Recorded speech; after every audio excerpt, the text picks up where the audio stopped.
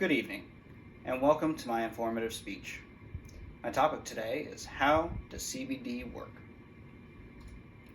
What if I told you that there's a naturally occurring compound that can be safely used to treat a wide range of medical conditions, anything from anxiety and depression, to insomnia, to pain management and inflammation, to gastrointestinal problems such as Crohn's disease and IBS, to smoking cessation and addiction therapy, to muscular conditions such as multiple sclerosis, and even brain conditions such as epilepsy. We may have found this miracle compound, and it is known as cannabidiol, or CBD for short. I've chosen this topic because I take CBD in an effort to regulate my own anxiety and depression, and so far, I've seen promising results.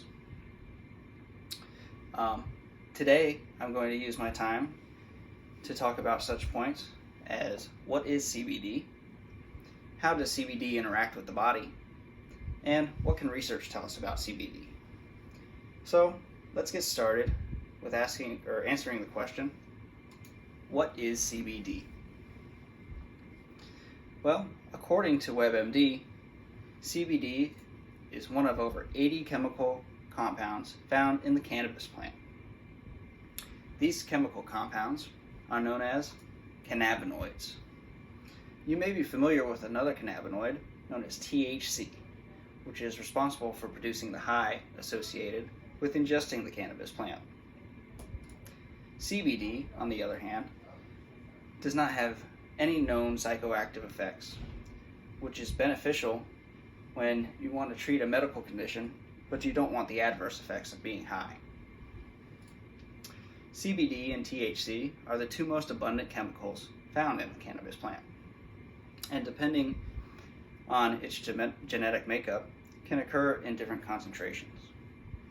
If you have cannabis that has a higher concentration of THC, it is known as marijuana, and cannabis with a higher concentration of CBD is known as hemp. Marijuana is highly controlled and illegal in most states without medical approval. CBD, on the other hand, is legal throughout the U.S.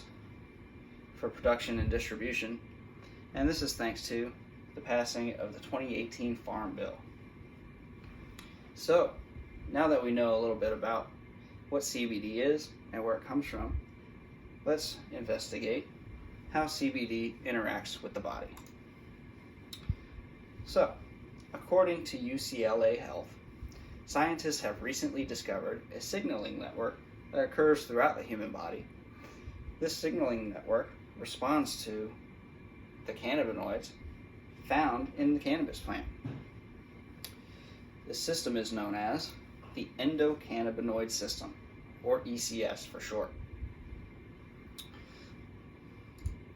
The ECS is responsible for maintaining homeostasis on a variety of bodily processes, which include pain and stress, mood and memory, appetite and metabolism, immune and reproductive functions, and sleep. The ECS produces its own cannabinoid known as anandamide. Where CBD comes in is CBD helps stimulate the production of anandamide and also it inhibits its breakdown. This production stimulation and breakdown inhibition allows for more readily available anandamide throughout the human body to be able to regulate the body processes more readily. So now we know how CBD interacts with the body. Let's see what research can tell us about CBD. So, since this has been such a recent discovery, there's not much research to go around. But researchers have proven that CBD is effective in treating epileptic seizures. The FDA has approved of a drug known as Epidiolex, which contains CBD as one of its active ingredients. Epidiolex is used to treat epileptic seizures, usually in young children. The FDA also supports the research and trials of CBD and other cannabinoids in other potential areas, such as anxiety and depression and pain management. Those are the two most promising areas of treatment for CBD and cannabinoids. But there are many more, and who knows what we will discover in the future. So, let's summarize what we've talked about here today. CBD comes from the cannabis plant, and although cannabis can get you high, CBD is not responsible for that effect.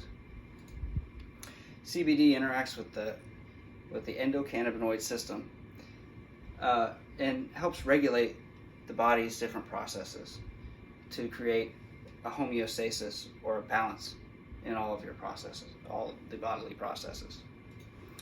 CBD has many potential health applications, but more research is needed to prove out any of these. So, who knew that a plant with such a bad reputation could potentially contain one of the most significant medical compounds ever discovered? Thank you.